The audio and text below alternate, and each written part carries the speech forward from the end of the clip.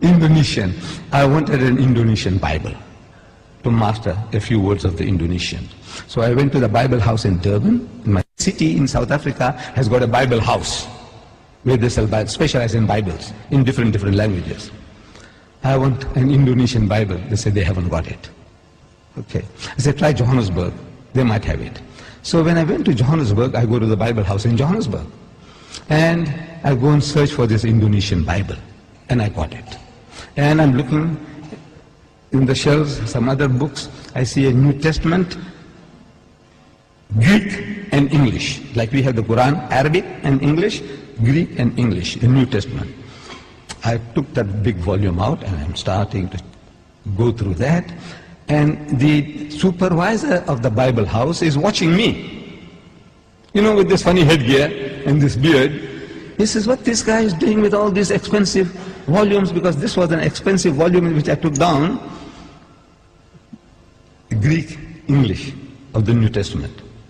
So he comes up to me, he says, good morning. I said, good morning. He said, what makes you interested in these books? I said, no, I do comparative religion, and I have come across something here in this Greek English of the New Testament that can be of use to me. He found me an interesting character. He said, would you like to have a cup of tea with me? I said, no, I don't mind at all. So he took me into his office. I said, now, you know, we believe in Jesus. And this was something astonishing to this supervisor. And all the supervisors in South Africa of the Bible houses are retired reverends. This was a Reverend Dunkers. He's amazed. I says, you know, we believe in Jesus and in his miraculous birth. And so saying, I started repeating these verses from the Quran. That we believe. And when I read it, he said, no, this is the same like my book. What you are saying now, that when the good news is given to Mary, the mother of Jesus, in the Holy Quran, she says, قَالَتْ رَبِّ أَنَّ يَكُونُ لِي وَلَدٌ وَلَمْ يَمْسَسْنِي بَشَرٌ. She said, oh my Lord, how can I have a child when no man has touched me? Which means physically, sexually. No man has touched me. So the angel says, قَالَ كَذَلِكِ اللَّهُ يَخْلُقُ مَا يَشَاءُ. Even so, Allah creates what He wills. إِذَا قَضَى أَمْرًا فَإِنَّمَا يَقُولُ لَهُ كُن فَيَكُونُ. Whenever He decrees a matter, He merely says to it, be, and He wills it and the thing comes into being. So the Reverend says, man, this is the same as my book. I said, yes, on the face of it, it's the same. But if you look at it intently, you'll find the difference between my version and your version is chalk and cheese.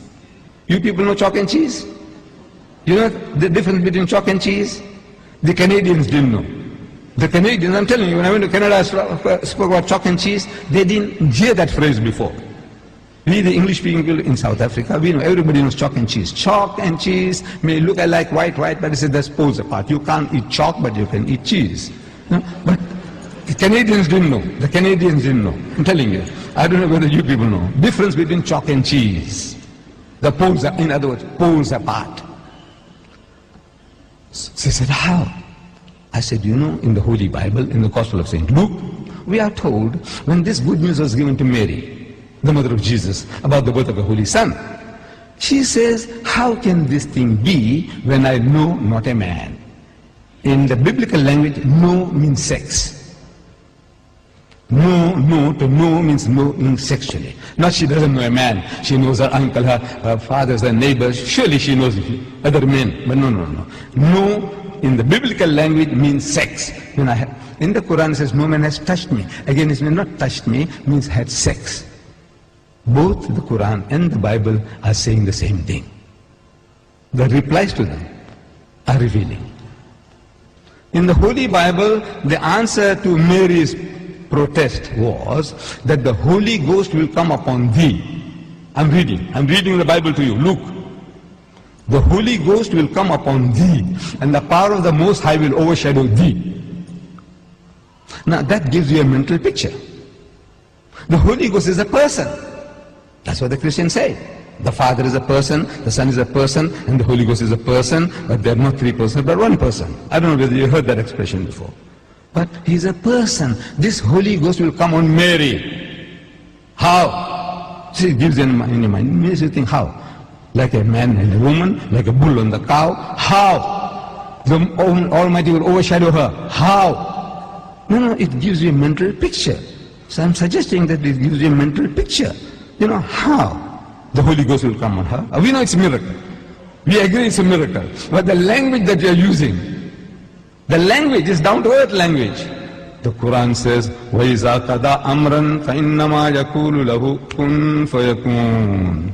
For God to create Jesus without a human father, he says, kun, he says, be, and it is. For him, it's just to will it, and he comes into being. So, I'm asking the Reverend, I said, now between these two versions, we are both trying to say the same thing. We are both trying to give the same message, that he was born miraculously. There's no doubt about that.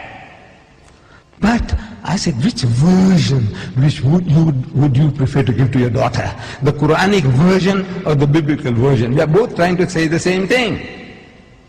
He said, he bowed his head down in shame, and he said he would prefer to give the Quranic version. This is Reverend Dunkers, the head of the Bible Society in Johannesburg.